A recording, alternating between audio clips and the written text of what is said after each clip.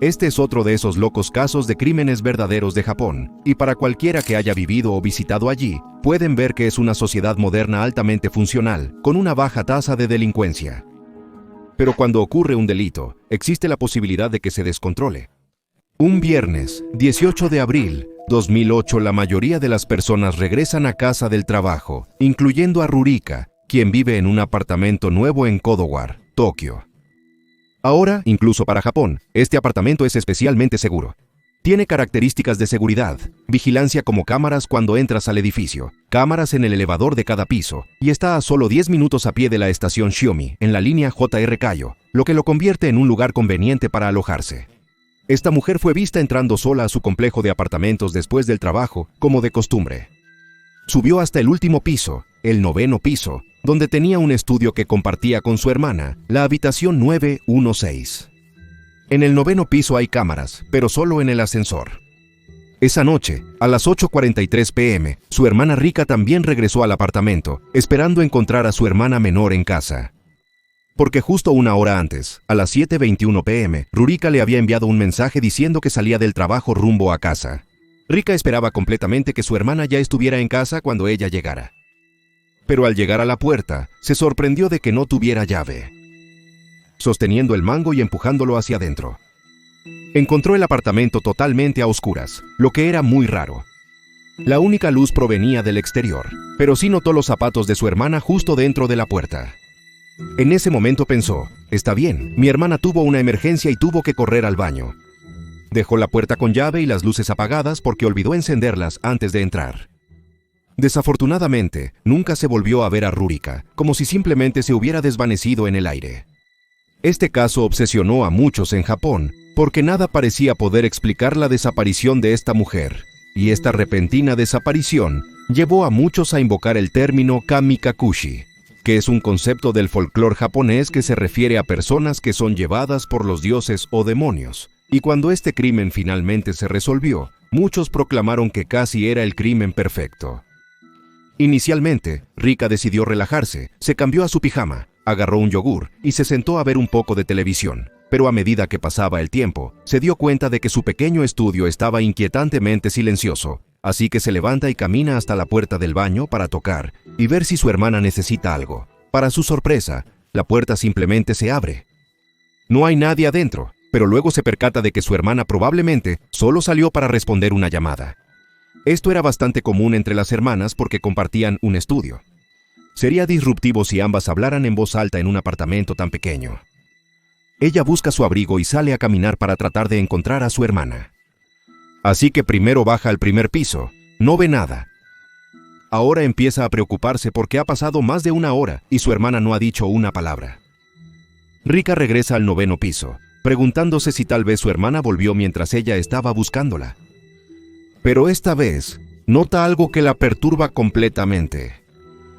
Hay pequeñas manchas de sangre en la pared cerca de la entrada, algo que no había notado antes.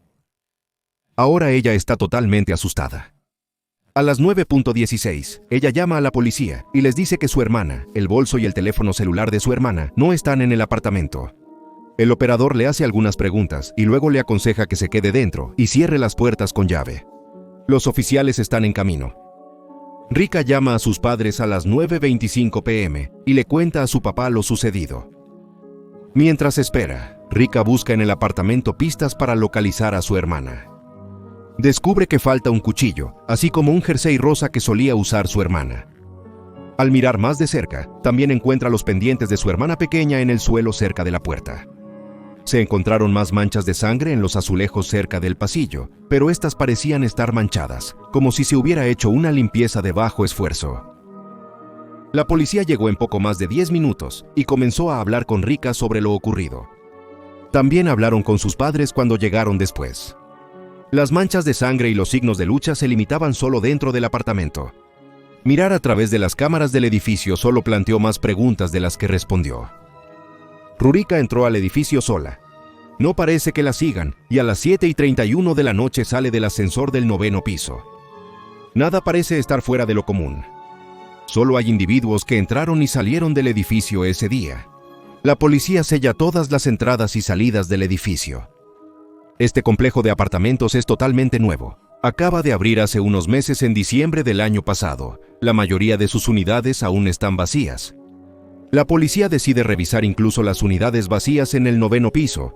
Solo hay otra unidad que está ocupada 2 puertas más abajo en la unidad 918.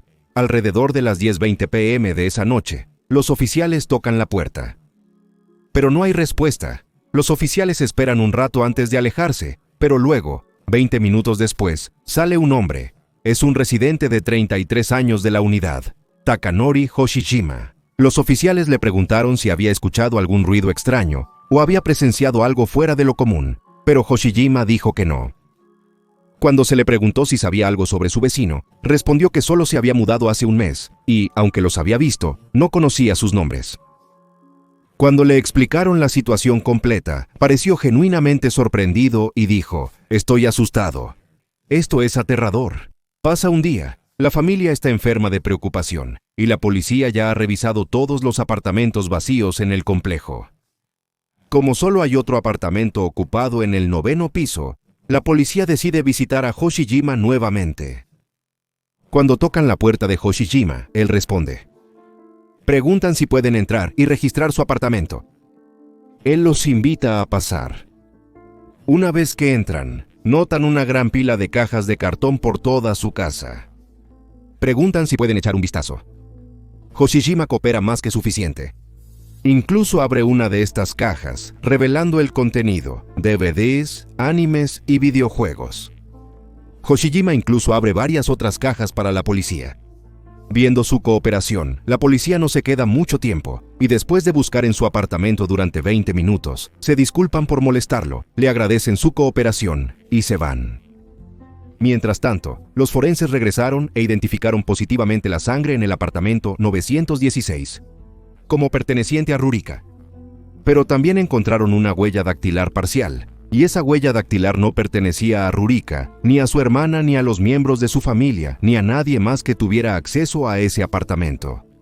La policía decidió tomar las huellas dactilares de todos los residentes del complejo de apartamentos. Pero ninguna de las huellas dactilares recogidas coincidía con la encontrada en el apartamento de Rurika. Incluso más reporteros y medios de comunicación se habían instalado fuera del complejo de apartamentos, con sus cámaras apuntando hacia el edificio en busca de cualquier pista que pudieran obtener, y estaban intentando hablar con cualquier persona que tuviera permiso para entrar y salir del edificio. Los residentes eran perseguidos para hacerles preguntas y uno de ellos era Hoshijima. Se mostraba amistoso y abierto a discutir lo que ocurría en los pisos de arriba. Pero la forma en que hablaba con los reporteros era muy extraña. Habló sobre lo aterrador que fue la experiencia, pero luego comenzaría a reírse espontáneamente. Su lenguaje corporal parece contradecir sus palabras. A diferencia de otros residentes, Hoshijima parecía disfrutar la atención, riéndose con frecuencia durante su entrevista. Se rió 16 veces, a menudo en los momentos más inapropiados. Al preguntarle sobre Rurika, se rió, e incluso se rió entre dientes cuando le preguntaron si la encontraba atractiva. Cuando le preguntaron si pensaba que estaba bajo sospecha, se rió y dijo: «Bueno, sí, supongo que soy sospechoso», antes de volver a reír. Algo no estaba bien con él, y la policía decidió volver a examinarlo, empezando por las huellas dactilares que proporcionó. Descubrieron que las ranuras y líneas en sus dedos eran apenas legibles, como si las hubiera manipulado para hacerlas ilegibles. Esto aumentó sus sospechas sobre él, pero aún no era suficiente para arrestarlo. Un mes después, la policía lo sorprendió al exigirle de nuevo sus huellas dactilares. Aceptó a regañadientes. Y resulta que estas huellas coincidían con la huella parcial encontrada en el apartamento de Rurika. Hoshijima fue arrestado al día siguiente, el 25 de mayo. Solo se le pudo acusar de allanamiento de morada, pero esto les dio la autoridad para realizar una búsqueda exhaustiva en el apartamento de Hoshijima, y lo examinaron minuciosamente con luminol, descubriendo grandes rastros de sangre. La sangre coincidía con el ácido desoxirribonucleico de Rurika, y su ácido desoxirribonucleico se encontró prácticamente por todo el apartamento de Hoshijima, incluyendo el pasillo, el baño, en una camiseta, y fue horroroso encontrar también su ácido desoxirribonucleico en una tabla de cortar, en cuchillos de cocina y un afilador de cuchillos. La nevera de Hoshijima también contenía estas sustancias marrones que se creía que eran sangre y fluidos corporales. También coincidían con el ácido desoxirribonucleico de Rurika.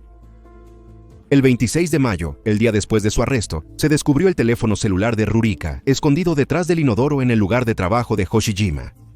se encontraron sus huellas dactilares en el teléfono, que también contenía una pequeña foto de Rurika y un pedazo de papel con su nombre. Los detectives confrontaron a Hoshijima con esta montaña de pruebas.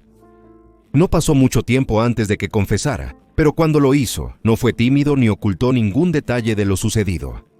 Parecía estar reviviendo y disfrutando el horroroso y repugnante crimen que cometió.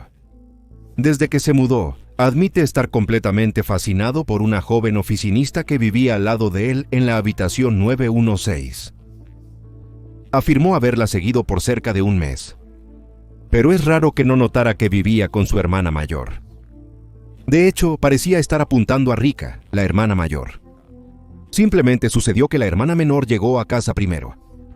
Admitió tener una fantasía desviada de querer crear, en sus propias palabras, una esclava para mis deseos egoístas. Y eligió el 18 de abril, un viernes, como la fecha para llevar a cabo su plan, porque tendría todo el fin de semana para concentrarse en su esclava. Cuando Rurika llegó a casa esa noche, Hoshijima, que había estado escuchándola, se puso un chándal y caminó descalzo para evitar ruido y huellas de zapatos. Tan pronto como abrió la puerta, él se abrió paso y la emboscó. En sus propias palabras, Verika estaba gritando y se resistió. Le sorprendió su fuerza y cómo casi lo obligó a salir. Pero entonces, logró golpear su cabeza contra la pared, causando que se aturdiera e incluso comenzó a sangrar. Su resistencia se desvaneció y él pudo atarle las manos con una toalla. Luego tomó un cuchillo de su estudio y amenazó con matarla si hacía algún ruido. Con un cuchillo en su garganta, la llevó a su apartamento y la arrojó sobre un colchón. Después la inmovilizó con cinta. Apagó su teléfono móvil y luego intentó agredirla sexualmente. Pero una vez más, se sorprendió de lo ferozmente que ella pudo defenderse y no pudo llevar a cabo su plan. Frustrado, en su lugar vio videos pornográficos y luego se sumergió tanto en sus videos que perdió la noción del tiempo, hasta que escuchó un golpe a las 10:20 de la noche. Corre hacia la puerta y mira por la mirilla. Al ver a dos policías, entra en mayor pánico. Se apresura y asegura la boca de Rurika con una mordaza y cinta.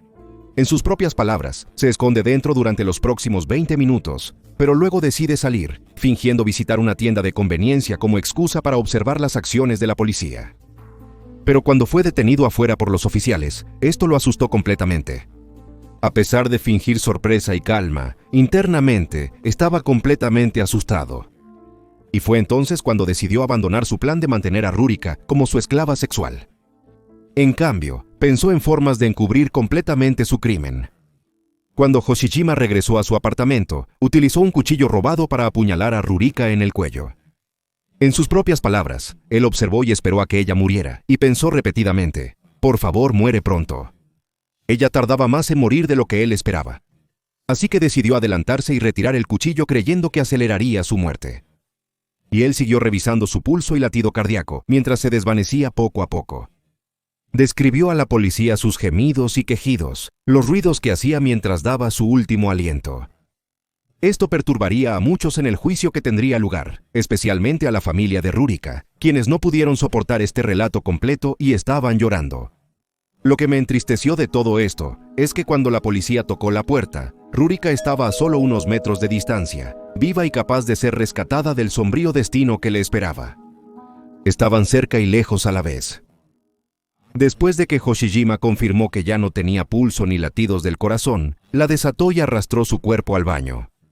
Luego la desnudó y utilizó cuchillos y una sierra para desmembrarla. Ya tenía estas herramientas de antemano. Primero le cortó la cabeza, porque en sus propias palabras, tenía demasiado miedo de mirarle la cara, sintiendo como si ella lo estuviera maldiciendo por lo que había hecho. Luego procedió a cortarle las extremidades, una por una, incluso describiendo el color de la carne y la grasa. Luego le desolló los brazos y las piernas, antes de proceder a trabajar en su pecho, donde la cortó hasta el estómago y le extrajo los órganos. De su cabeza, le cortó el cabello, el cuero cabelludo, los ojos, la nariz, las orejas y los labios, y los colocó en la tabla de cortar. Sus huesos fueron cerrados en pedazos aún más pequeños, y muchas de sus partes fueron hervidas hasta que estuvieron blandas, y luego fueron despedazadas nuevamente en pedazos más pequeños. Durante los siguientes días, dijo, comenzó a tirar estos pedazos por el inodoro. Algunos de los huesos continuaron siendo un problema, por lo que los guardó en el refrigerador, y escondió otros en viejas cajas polvorientas debajo de su cama o en el fondo de montones más grandes.